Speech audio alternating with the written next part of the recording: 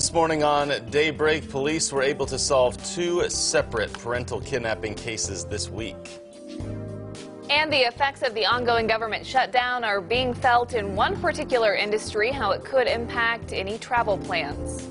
Plus, Shriners Hospital is the recipient of a donation from a unique group. We'll explain that and more coming up here on Daybreak. Good morning and thanks for waking up with us. It is Thursday, January 10th. I'm Lauren Barnes. And I'm Joe Morano. Thank you for joining us as you get set for your Thursday morning. Still a bit chilly out there as we push on toward a cold weekend, too. A cold weekend and maybe some snow in the forecast. I know everyone is going to be interested in that, Beth.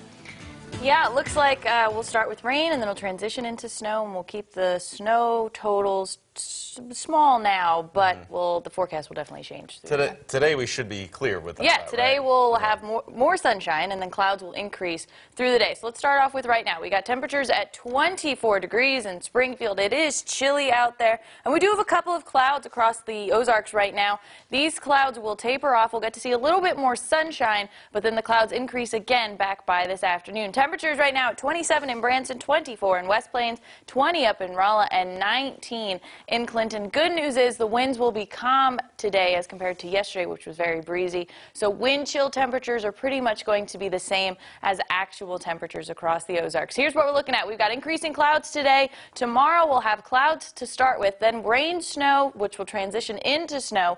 There is a winter storm watch in effect. We'll do timings and totals of the snow coming up in just a few minutes. 2 parental kidnapping cases were solved this week, both with very different circumstances. 4-year-old Matthew Bivens was not returned to his father, and who has sole custody of him, after his mother, Rosemary, took him shopping. Bivens was found after 6 days at a bus stop in Joplin, and police believed she was trying to leave for California. In another case that lasted 5 months, 6-year-old Bradence Jones was found with his mother, Aubrey Ferguson. She violated her custody agreement and hid Bradence in Camden County from the father. Bradence was found in an attic crawl space that had been nailed shut. Bradence's father, Ryan Jones, says he's shocked that this happened to the child. The call we had been waiting for. It's hard, thinking that that's what they were putting him through, that they stooped that low to do that. So far, he's doing good. I mean, he's already, he's talking more and everything, more and more. Lieutenant Cully Wilson with SPD says in these situations, the parents should always have their custody agreement easily accessible so police know where to look and who to look for. We have some political coverage for you this morning. There's still no resolution in D.C. to the gridlock over a border wall, and now we're learning there's one line of work that could finally be seeing a serious downside to the ongoing partial government shutdown. We were told by Springfield Airport spokesman Kent Boyd many TSA workers across the country are expected to not show up for work, meaning airport security lines might slow down due to understaffing. And while there's no way to know if Springfield's TSA staff will take part in the mass call-in, now approaching the 4-week mark on the shutdown, Boyd says there may come a time when some people have no other choice. We may get to the point with TSA or any other federal agency where an employee may have to make the decision whether they can afford to show up to work. Can they afford the gas to get to work? Can they afford the daycare? There's just sort of this circle that starts spinning when you get into situations like that. So it may seem remote to a lot of us, but the impact's very real, and if it goes on long enough, I think we'll all end up feeling it. Boyd says no matter where you might have to fly out of this week, be prepared for a long wait and try showing up 2 to 3 hours early.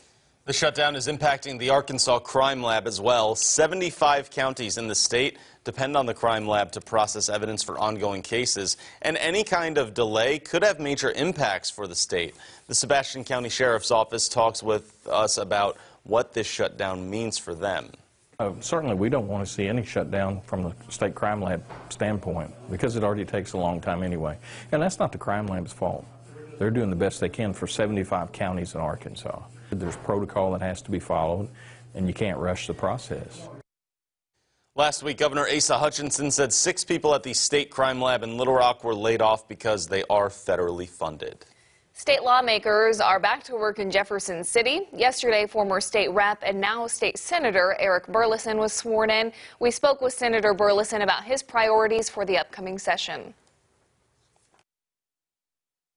and I think that we need to focus on jobs. So that means making sure that we have a well-educated, well-trained workforce, but also making sure that businesses are in a right climate so that they can be successful. So I'm in favor of reducing regulations, and I'm also in favor of reducing the tax burden on many of those businesses.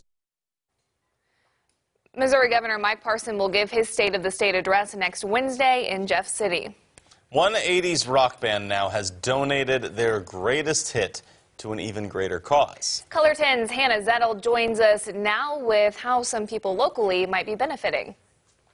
Lauren and Joe, this iconic song that was initially written about a rocky relationship has taken on a whole new meaning.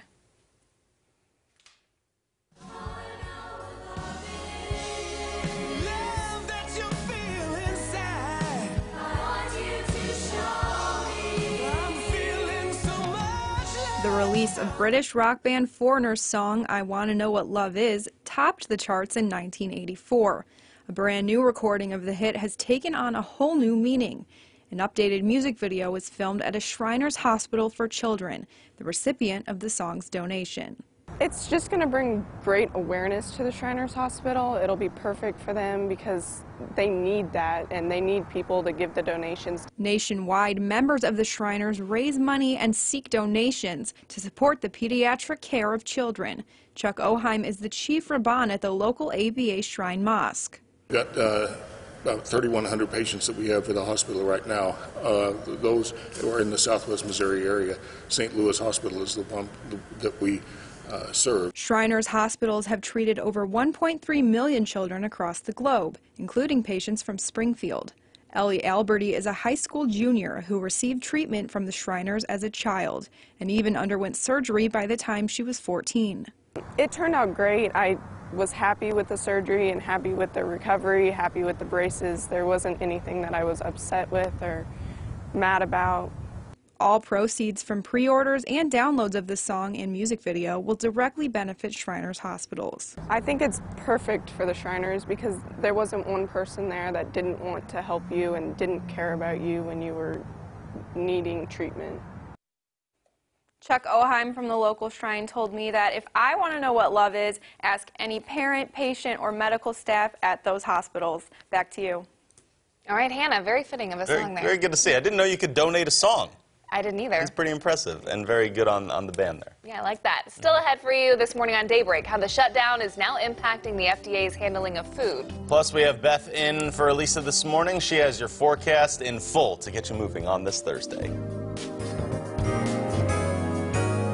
From Color 10 Ozarks First, Lauren Barnes, Joe Morano, and weather with meteorologist Elisa Raffa. This is Color 10 News Daybreak.